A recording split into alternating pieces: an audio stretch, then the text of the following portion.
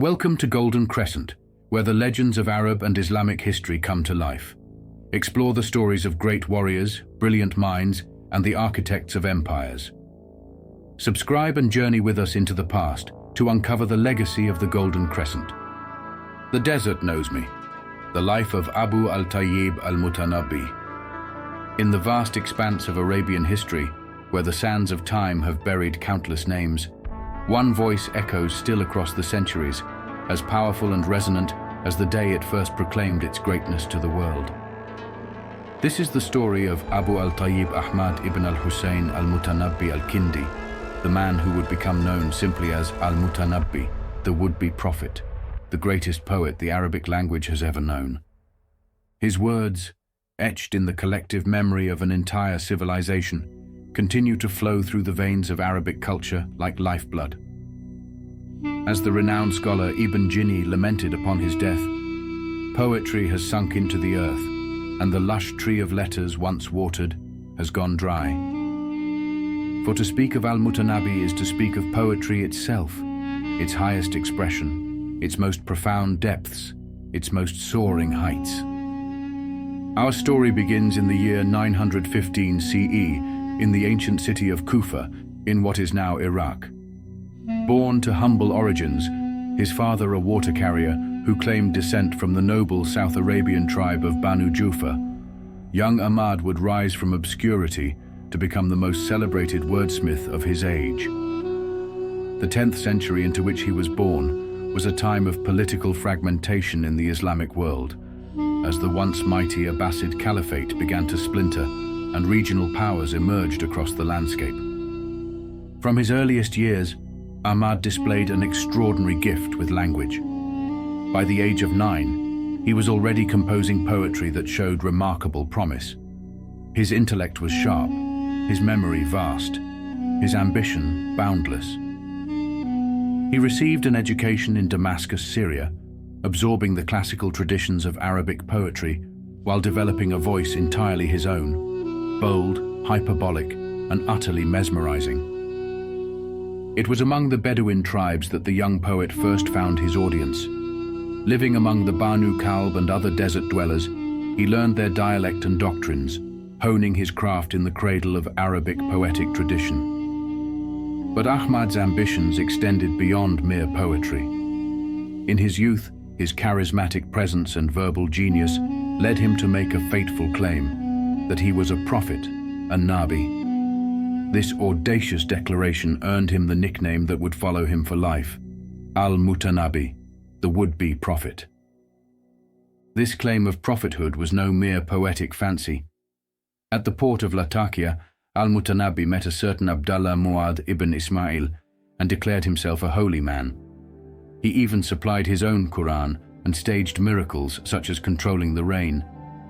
His words stirred the Samawa desert Bedouin to action, and he led a Carmatian revolt in Syria in 932. But the rebellion was suppressed, and al-Mutanabbi found himself imprisoned by the governor of Homs for 2 years.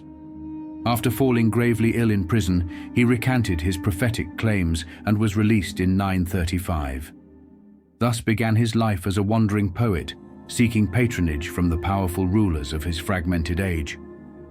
As the 11th century anthologist al-Tayyib would later observe, before al-Mutanabbi became connected with Sayf al-Dawla, he had hunted crows and nightingales alike.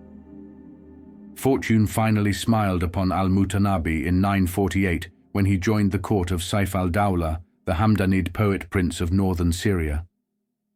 Here in Aleppo, al-Mutanabbi found not just a patron, but a kindred spirit, a warrior poet who valued both the sword and the pen. For 9 glorious years, al-Mutanabbi composed his greatest works in praise of Sayf al-Dawla, creating masterpieces of Arabic poetry that would endure for centuries. Listen to the power of his words as he writes to Sayf al-Dawla. The desert knows me well, the night, the mounted men, the battle and the sword, the paper and the pen.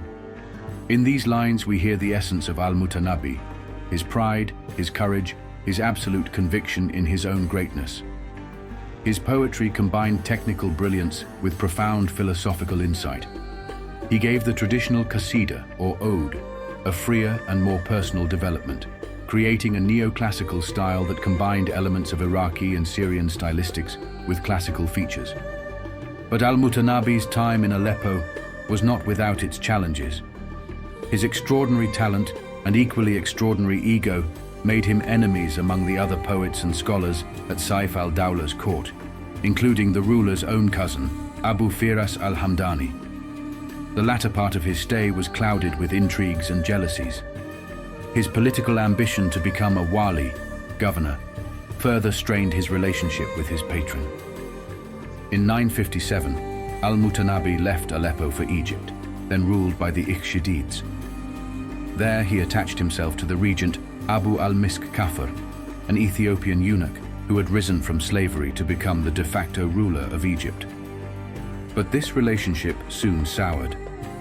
As al-Mutanabbi realized that his hopes of becoming a statesman would not bear fruit, he fled Egypt in 960, penning scathing satirical odes against Kafr.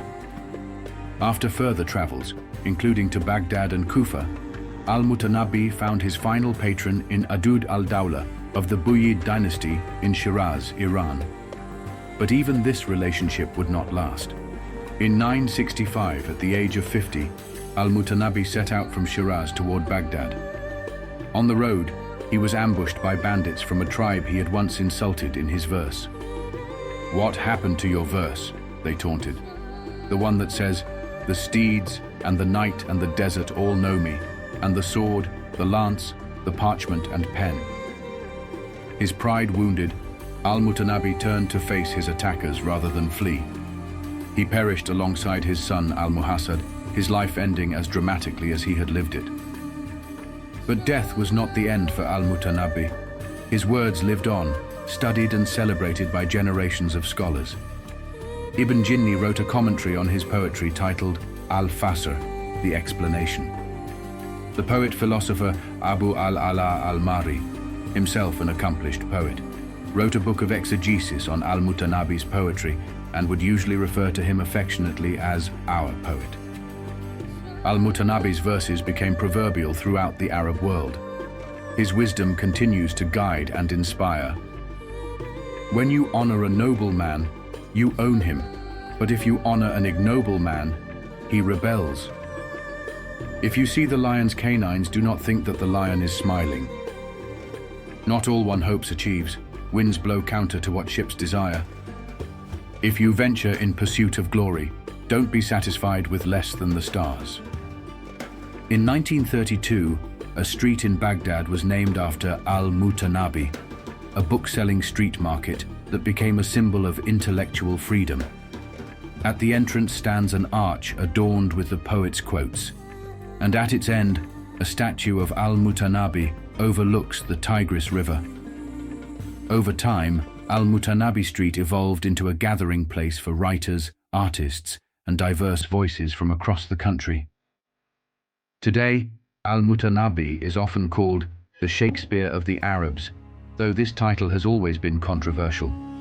Even in his own time, critics like Ibn Khalawai, al-Sahib ibn Abbad, and al-Hatimi questioned his greatness, accusing him of plagiarism and linguistic errors.